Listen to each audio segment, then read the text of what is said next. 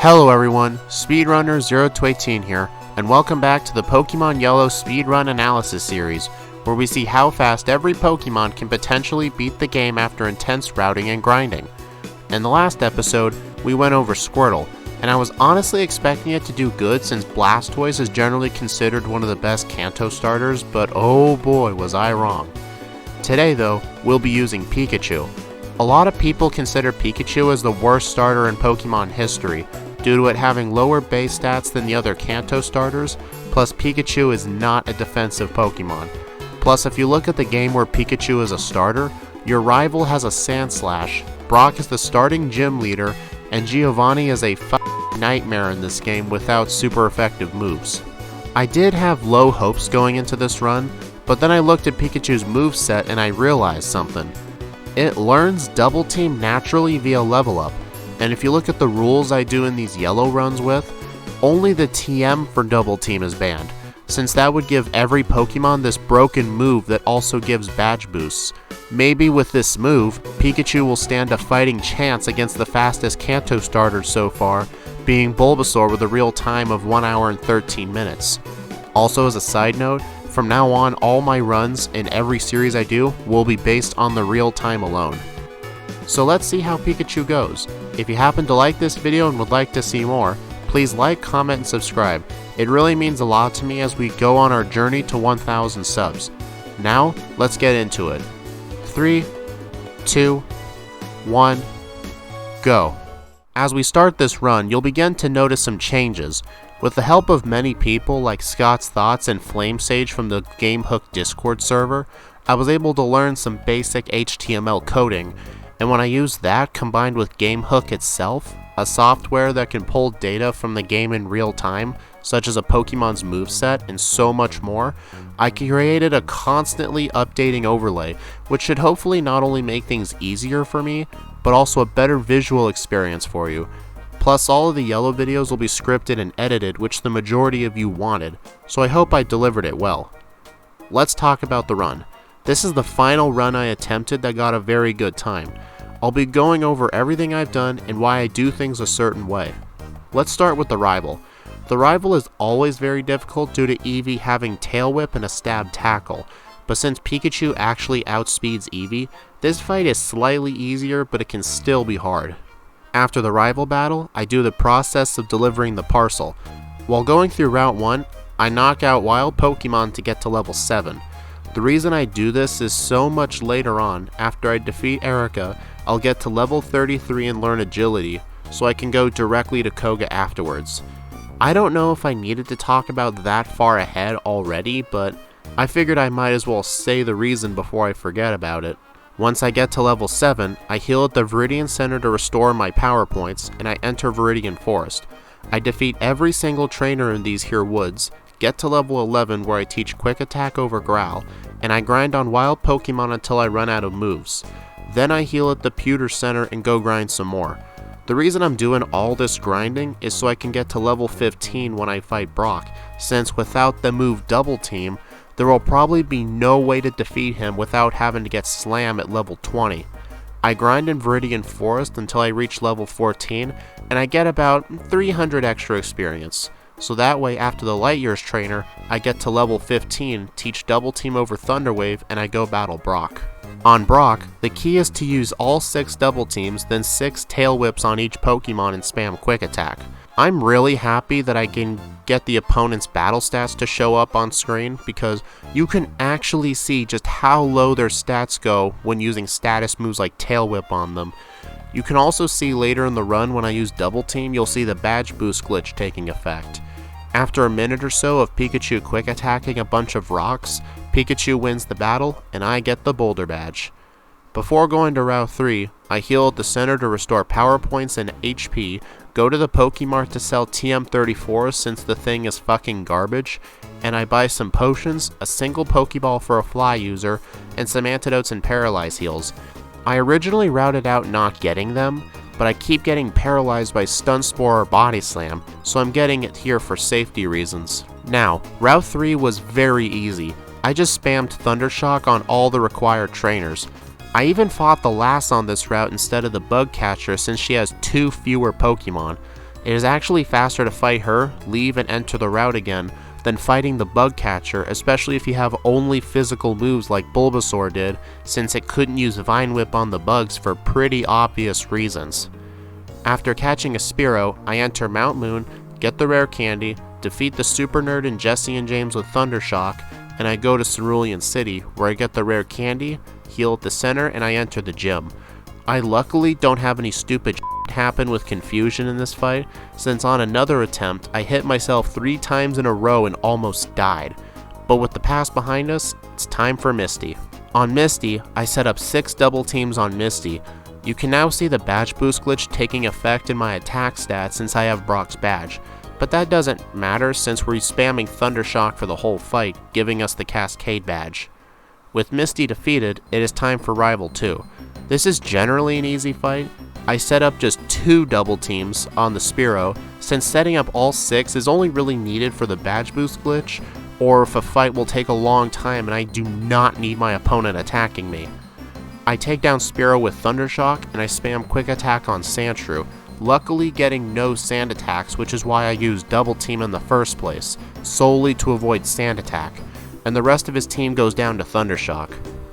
The Route 24 and 25 trainers were very easy. I spammed Thundershock for the most part, used Quick Attack on the Elixir Hiker's Geodude after using 6 double teams to boost my attack, but since his Geodude knows Defense Curl, his defense can get really high, which is why I tried to use Tail Whip to keep his defense down. I also used the Elixir to avoid backtracking to the center, fight the rest of the trainers to get the SS ticket, and go fight the Innocent Bystander. I do save before this fight, since Machop loves to critical hit Karate Chop, and Drowsy can be an old-fashioned son of a bitch and put me to sleep. I once had a run with 3 resets on this guy, but luckily that doesn't happen. After taking care of the 2 junior trainers guarding Vermilion City, I go on board the SS Sand and I defeat the Sailor on the bottom floor to get access to the TM for rest, which is what would have happened if Tentacool didn't do supersonic and rap shenanigans on me, causing me to reset. Let's see, where did I last save again? Welp, at least it wasn't far from the ship. After getting my revenge on the Sailor, I get the TM for rest, which will be used later, the TM for Body Slam, which will be used right away over Thundershock, since we no longer need it. I defeat the Gentleman Candy 2 for the candy, and I go fight Rival 3. This guy is even easier than Rival 2, as his team mostly goes down to Body Slam. On this fight, Pikachu learns Thunderbolt and I teach it over Tail Whip. This run is going pretty good so far, especially compared to how the other Kanto starters went. But let's see how Pikachu does against Lieutenant Surge. I get off the SSN, sell the Nugget at the Pokemart to buy some Super Potions and Repels, do some item management, and enter the gym. I actually paused the recording and real-time timer for the Surge puzzles, so the RNG won't affect any of the Pokemon's results. Maybe the game time by a minute or less, but Pokemon won't be ranked by anything to do with game time anymore. This is just for show, basically. Now, let's fight Lieutenant Surge. Lieutenant Surge just has a single level 28 Raichu. As you can tell, he has very great stats, and I'm just using a Pikachu.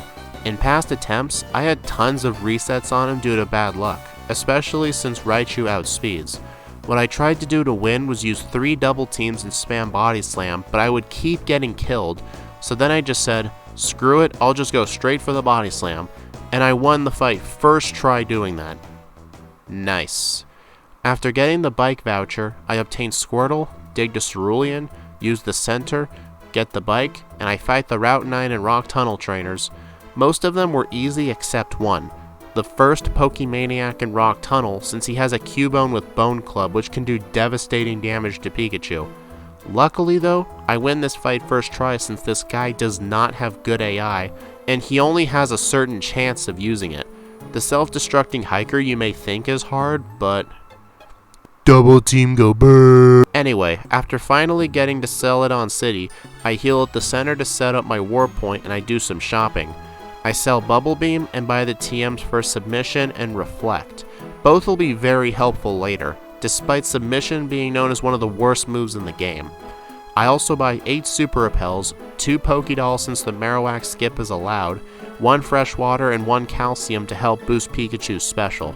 After getting Fly, I teach it to my Flyer and go fight Rival 4 at Pokemon Tower. This fight is also just a joke. Taking down Fearow in one hit does eliminate its greatest threat being Mirror Move, so that was good, and everything else went pretty good as well.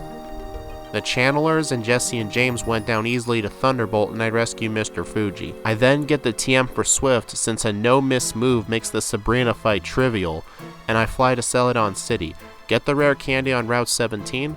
I just wanted to make a quick note while I was editing this, so I'm just recording this right after all the footage is recorded. If you want to know why, when I was going through the grass, a Fearow showed up in the enemy slot, but the types, stats, and the moves are still the same as the last opponent I fought, well, in Gen 1, when a Repel blocks an encounter, the Pokemon that was actually blocked with the Repel is loaded in the game's active memory, but none of the other stuff is loaded in until you get into a battle. So if you ever see an instance of like an Onix being a water flying type and knowing Hydro Pump on the screen, well, you know why. I probably encountered a wild Onix, and the last thing I fought was a Gyarados. Just wanted to let y'all know that. Do the Safari Zone garbage, and I dig back to Celadon City and go straight to Erika. Let's see how she goes. On Erika, Tangela is improved upon by also having Mega Drain and Vine Whip, which it didn't have in Red and Blue. I just used 6 double teams and spam Body Slam for the win, and during this fight, instead of after the final Pokemon, I leveled up after Weeping Bell and learned Agility. I leveled up earlier than I was supposed to due to encountering an extra trainer or two while moving around, but it doesn't really matter since the outcome was going to be the same either way. After Erika, I go straight to Koga. That is such a huge jump in both level and difficulty, but I know Pikachu can handle it since I, routed this out extensively. Now, let's get to Koga. On Koga, I have to set up all 6 double teams on Venonat as well as 3 agilities. This is solely to outspeed Venomoth and a bit of extra temporary attack badge boosts. Also, if I get hit with Toxic, it is an instant death sentence since I don't have a way to get rid of Toxic without antidotes or rest. Once I defeat his first Venonat, I level up, ending the badge boost glitches. You may be asking, why not use a rare candy? Believe me, I did try that in my last attempt, and it screwed over a lot of other fights by leveling up during the fight when I wouldn't have before, and I would be a level lower for the champion, so I'm definitely not doing that again. After getting strength, I fly to Celadon City, enter Saffron City, and fly to Pallet Town to surf down to Cinnabar Island. The reason I went to Saffron City was to get rid of the water in my inventory since I was running low on bag space. I could have just routed out going to the PC to deposit some key items earlier, since I actually do this later in the run anyway, but oh well, I am not doing this again. After getting the rare candies and the secret key in the mansion, I fly to Saffron City, heal at the center to set up my warp point, and I defeat the mandatory rocket, get the card key, and I get the protein, Carbos, and rare candy. Before fighting Rival 5, I use both of those vitamins on Pikachu, use 1 rare candy to avoid leveling up, and I teach Rest over Agility and Swift over Body Slam, and I face Rival 5. I set up 6 double teams on Sandslash, like a whole lot of other fights in this run, and I kill it with Swift, Thunderbolt the Cloyster, and I Swift the rest of his team. I do have Rest in case stuff goes bad, but it doesn't, so I win. And also, the reason I teach Swift now is because while setting up double teams, Sandslash can use a couple sand attacks, so it's nice to have a bit of consistency. Before Giovanni, I teach Submission over Thunderbolt since I need it to take down Rhyhorn easily. I also use it on Persian too just because it will kill it in one hit. I also have Rest too so I can heal up my lost HP before I even attempt to kill the Nidoqueen. In one of my older routes, I didn't have Rest at this time, and Giovanni was very hard since I couldn't heal. But now I can and it just feels so nice. After defeating Giovanni, I make Silph Co file some good old insurance claims for an underaged individual digging through their building, causing billions of Pokédollars of damage in the process. I get the TM for Mimic and I go fight Sabrina. On Sabrina, I just use 6 double teams on Abra, since Abra can literally do nothing to me. Its Flash won't harm me since Swift bypasses accuracy checks, and I can just sweep her team with ease. Well, I guess as good a sweep as I can get with a motherfucking Pikachu that has to rely on double team to do anything right. After I defeat the Psychic Master, I heal at the Cinnabar Center to restore my HP, rare candy to level 46 because I need to save the rest of the candies for later, and I fight Blaine.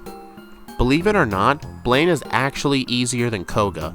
After I set up my double teams, Ninetales can't do much to me as I KO it with Swift. Now Rapidash can go down in 3 or so hits, but the main problem with Rapidash is if it manages to hit Growl, it lowers my attack stat by 1 stage and it eliminates all my attack badge boosts, bringing my attack from the mid 200s to the low 50s. Good thing that didn't happen this time as I win first try. After I dig out of the gym, I go to the Viridian City gym. The first 2 trainers went pretty good, but before the second one though, I teach Thunderbolt over Submission. We won't be needing that awful move anymore. I then use all but 1 rare candy, teach Mimic over Swift, and I fight Giovanni for the final time. Giovanni is supposed to be easy. I just use 6 double teams on Dugtrio, Mimic Earthquake, and rely on that to win the fight. But you could say I had a bit of bad luck for this fight. During my past attempts, I would get past Giovanni with an average of 3 resets due to bad luck. But do you know how many resets it took me to win this fight? It took 21 resets. That was just completely ridiculous. I even came super close on one attempt and just get killed in the final moment. I didn't have my mic on, but do you want to know what I felt at the moment? Pain. Just lots of eternal suffering that I've been stuck at Giovanni for this long. Anyway, I do eventually win. That is really bad for Pikachu's real time since that is all that counts for this series from now on, but let's keep going anyway. Rival 6 was kind of like Rival 5. I used 6 double teams on Sandslash, but I mimic Swift to have a good attacking move, and then I use it and Thunderbolt to take out his team. I also can use Rest on Kadabra if my HP is too low if I wanted to play it safe, which I do on the winning attempt. While going through Victory Road, I picked up the final rare candy since I need to not level up on one of the Elite 4 members, and I used my previous last rare candy before Rival 6 since I also didn't want to level up there either. God dang it! When I get out of Victory Road, I heal at the center by 5 full restores, and I begin to face the final 5 trainers. Let's do this shit. Lorelei is probably the easiest Elite 4 member due to having Thunderbolt. I won't say this every time, but assume in every battle I set up 6 double teams since this is still a Pikachu. I take out most of Lorelei's Pokemon in 1 hit, while Lapras and Jynx are 2 to 3 hits. I did die once to Lapras hitting Blizzard, but I do win the next attempt. Bruno is also easy, but harder than Lorelei since Pikachu has awful defense, and if you combine that with Onix's Dig and Earthquake, that is no bueno. I mimic Dig from the first Onix since it didn't have Earthquake, and I kill it with that. Thunderbolt the fighting types, and I dig the final Onix. The first Onix can be a troll and dig when I'm underground, but the second Onix doesn't have dig luckily, so there's only 1 troll in this fight today. Agatha is normally full of luck-based strategies, but I have my own today with Double Team. I used to, in one of my old routes, mimic Substitute to be safe, but there is basically no use to do that. Her team is an easy sweep with Thunderbolt, and if I run out of Thunderbolts, since I still have Mimic, I can mimic Psychic to continue sweeping. Lance is where I needed to use the final rare candy. On him, I kill Gyarados with Thunderbolt, set up my double teams on Dragonair, mimic Hyper Beam, and rely on that and Thunderbolt to sweep.